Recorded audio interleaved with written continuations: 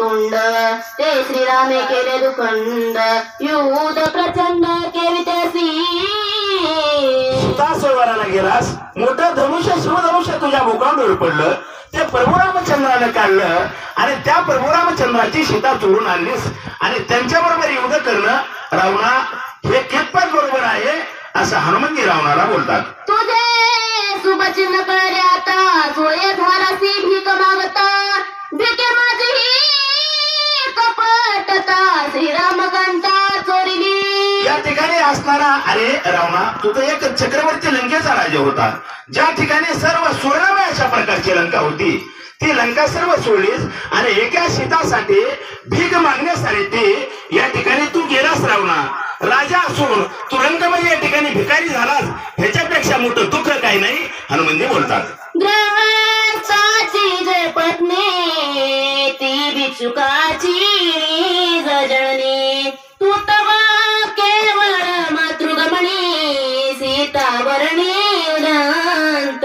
या ठिकाणी हनुमंती म्हणतात विचारवंत आहेत हनुमंती. अरे जे मागणारा मागण्यासाठी येतो आणि जी माता भीक देते तिला आईची उपमा या ठिकाणी नाथबाबांना दिलेली ती आई असते.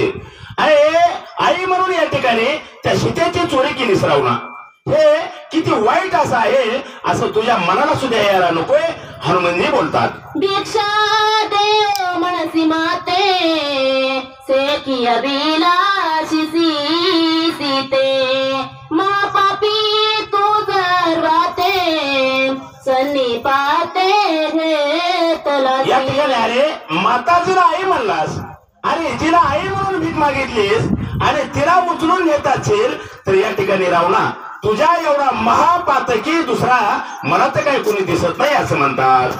बापा होणाराची थोरी राजत्व सांडोनी दोरी झोरी घेऊनिया करी स्वय भिकारी झालासी. या ठिकाणी असणारा बाप प्रारब्धाची प्रारब्ध हे कसं आहे धन मान हे तर प्रारब्धादी नाही रावणा माणसाच्या जसं नशिबात या ठिकाणी आहे तसं मिळतं म्हणून लंकेचं राजा सोडस झोळी हातामध्ये घेतलीस आणि एका प्रख्याच्या स्त्रीला म्हणजे भगवंताच्या स्त्रीला तू आणलंस ह्याच्यापेक्षा कोणतं पाप तुझ्या जीवनात मोठं नाही असं म्हणतात. स्वयंवताची भिकारी